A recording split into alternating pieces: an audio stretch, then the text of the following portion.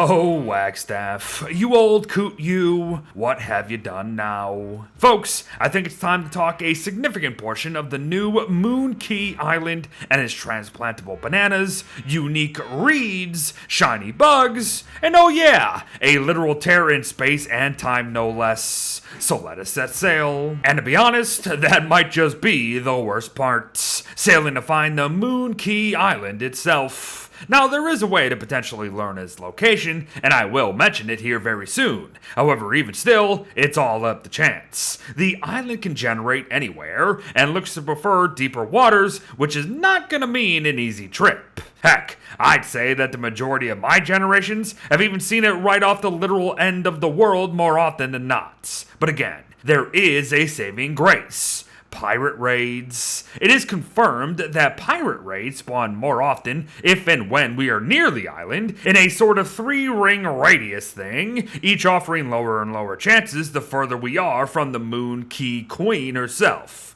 It's not foolproof, as we still need to have picked the right side of the map, of course, and even encounter a raid to gain an idea of where to begin looking, but it's something at least. Learn more about some pirate raids right here. As yes, it's unnatural portal time. Now this thing is pretty awesome and might single-handedly change the entire meta with its daily events full of loot, on top of it already spewing out messes of stuff every 15 seconds or so. But what are these daily portal events, you ask? Well, at the start of every new day, the portal will wait half a day before puking out guaranteed loot. Loot like banana bushes, Monkeytails, palm cone seeds, basic resources, and even a powder monkey. Now, that alone could be absolutely huge for this new loot, but add all the extra stuff from just its normal behavior, and your daily gains could look a little something like what I've got here. It's all random though, as sometimes the portal spawns literally nothing, a crustacea shine might come out, and even a powder monkey or two is gonna be replacing actual loot now and then. However,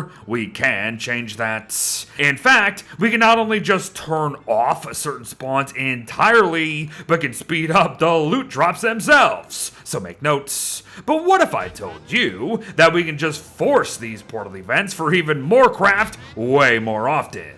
Reach the mysterious energy phase of the endgame to begin the takeover of the moonstorms here, in order to then capture as many moon gleams as you can, and then, and only then, can we get to swimming in Monkey loots. For every moon gleam offered, we will get a banana bush, 1 monkey tail, 2 palm cone seeds, 2 rocks, 2 cut grass, 2 twigs, and a powder monkey. And yes, we can spam this as much as we please, so enjoy it. If you're not being annoyed by natural powder monkeys on the island, that is. But if you want my advice, burn their homes and slaughter them all. Or just the ones that are nearby the portal, I guess. You do this, you'll have some stress-free portal farming. And yes, before we do move on, know that the nearby machinery can be hammered for cutstone and gears, which ain't too shabby. Especially with just how many pieces of the stuff are nearby. To continue though, let us talk banana bushes themselves. Obviously, we just saw that they will be super renewable via the portal.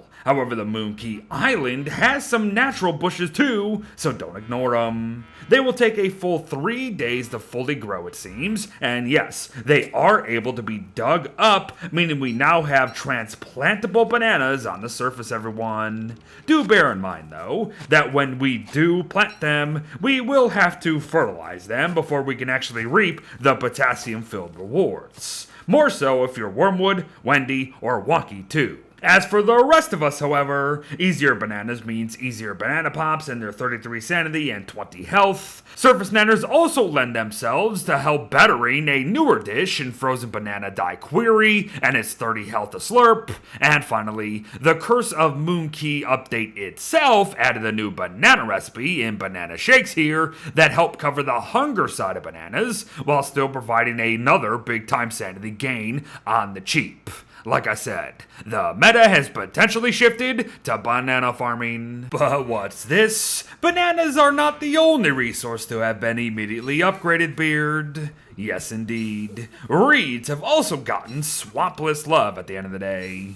Monkeytails here are also a common portal drop, but do have numbers on the island, so take advantage. They too take 3 full days to regrow, as you can see, and for whatever reason cannot be dug up. However, the portal is still gonna allow for us to plant their bushes where we want, so that's nice. Once more though, be prepared to fertilize them, and be aware that even these Monkeytails cannot be shoveled, so you best be placing them properly. The main point is still swampless reeds, of course, so the rest I think I can deal with. So next up, the palm cone trees. Now there's nothing too crazy here. They are just trees with some new drops and a new look, of course. Seriously, they act like most other trees in practically every way, including stage growth, and it should come as no surprise that they mostly drop wood when felled. I will note this though.